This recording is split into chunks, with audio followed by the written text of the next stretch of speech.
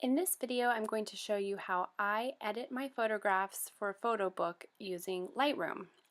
If you remember, in part 1, I showed you how I photograph my kids, and then in part 2, I show you how I selected my photographs for my photo book. And so in this video, I'm going to walk you through my editing process. When I edit, essentially I move vertically throughout the Lightroom panels. So I start with the cropping tool, and then I move to the basic adjustment panel where I can adjust my white balance, exposure, the whites, shadows. And then I can make any small tweaks to the tone curve that further reinforce those revisions. The next is the HSL panel, and I find that I do tend to move like greens down a lot in their saturation. Then I'll do any specific luminance or grain. Sometimes I do a vignette to a photograph. And then finally I'll go back through and do any cloning using the filters or an adjustment brush to finalize the photograph.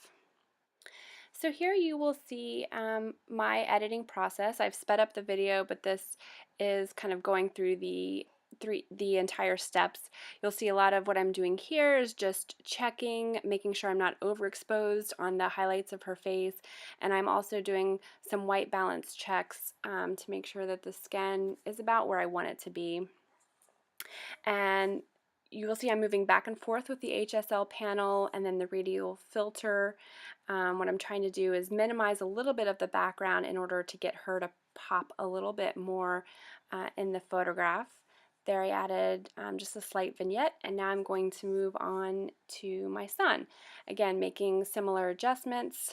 I'm checking the clarity in his eyes, and also I adjusted the luminance at that point, so kind of the noise reduction software system built into Lightroom.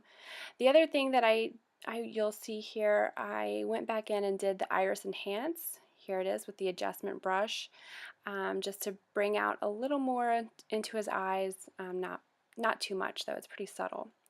Now here for the 6 photos, I want to kind of get them cropped in a similar fashion. They were a little all over the place, so that isn't going to exactly happen, but we'll get close.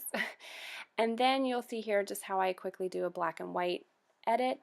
It isn't perfect. I am doing some dodging and burning to bring out some of the highlights in his hair, and then here I had to burn his arm because it was a little too hot. It was a little too bright there.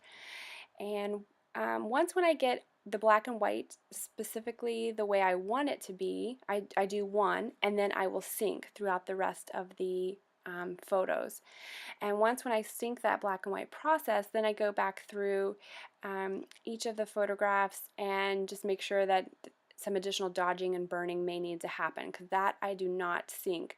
I'm only syncing the main black and white mix and the exposure, things in the basic panel.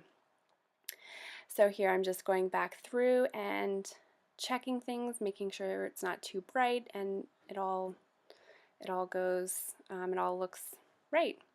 I think syncing is really important for photo books because you do want to have a consistent look, especially with these 6 photographs. They're all going to be on the same page together, so I want them to look similar. I hope you enjoyed this peek into my editing process, how I get photographs ready to go for a photo book. Stay tuned next month where we'll start to actually see how those work together in a layout. If you enjoyed this video, I would love for you to sign up for my free emails. Twice a month, I will send you tips and tutorials such as this one to help improve your photo book. Thank you very, very much.